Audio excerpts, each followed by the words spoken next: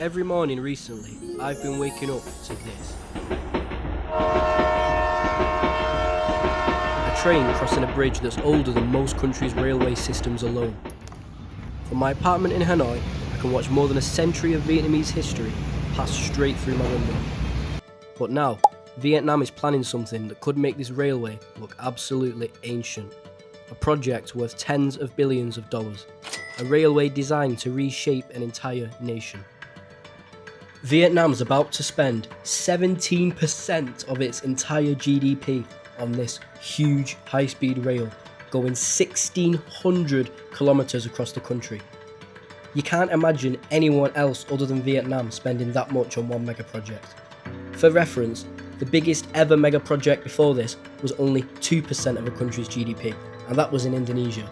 And Vietnam's about to spend 17%. Actually a train going past as I'm doing this voiceover. And as you can see, it's not the fastest train in the world, nor is it the most modern. But you might be asking yourself, why the fuck is Vietnam spending so much money on this train? Well, as you can see, Vietnam's quite a differently shaped country to most countries. It's long and it's thin. I mean, for reference, just look at it compared to the USA. It's crazy. And Hanoi and Ho Chi Minh, the two very biggest cities, are so far away. The easiest way to get there is by plane. Well, that's expensive. You can get there by train, which is cheaper. Hi, how are you? Hi. You good? Everybody having a party? Oh, a beer. Are you sure? Thanks so much. But it takes almost 20 hours. You can get there by bus, which is cheaper. Welcome to a Vietnamese sleeper bus. Well, that takes even longer. So to really get the full development that Vietnam needs to become a true superpower, they need this train. Anyway, quick Saigon beer before I leave the apartment, because it's 35 degrees outside, and if there's one thing I know, beer solves heat.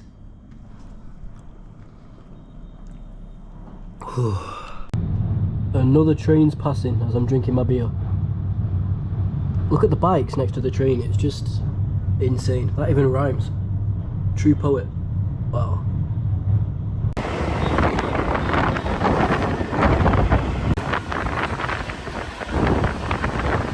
As someone living in Vietnam, would you rather take the railway, the new railway, that's only 3 hours, rather than the plane? Of course. Right. It could be cheaper. Cheaper? Yeah, cheaper, and then I hope it will be more comfortable too. More comfortable? Yeah, so I would rather choose the railways. Like, I mean, the domestic flight is more expensive than the international flight. Yeah. Like to Thailand or to Laos, like that. So I think that will be a lot cheaper. Like £200, yeah, and only three hours. So that's really good. I wanted to take a deeper look at Vietnam's current train infrastructure, and as you can see, it kind of speaks for itself. Yeah, it's historical, but is it practical? No, not in the slightest.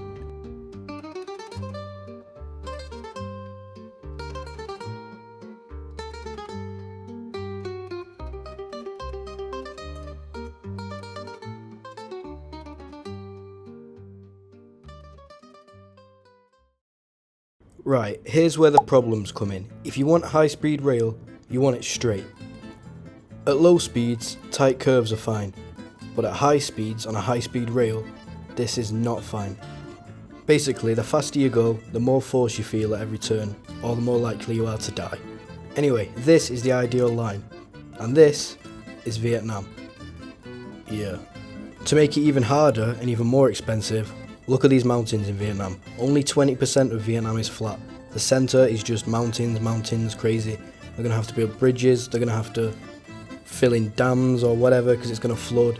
You can't comprehend the scale of this project. And all that leads us back to one main question. Is it worth it? Does Vietnam really need it? Is it too expensive? Is it too risky? That was more than one question, but I'll leave that for you to decide. Oh, and while you're here, why don't you subscribe?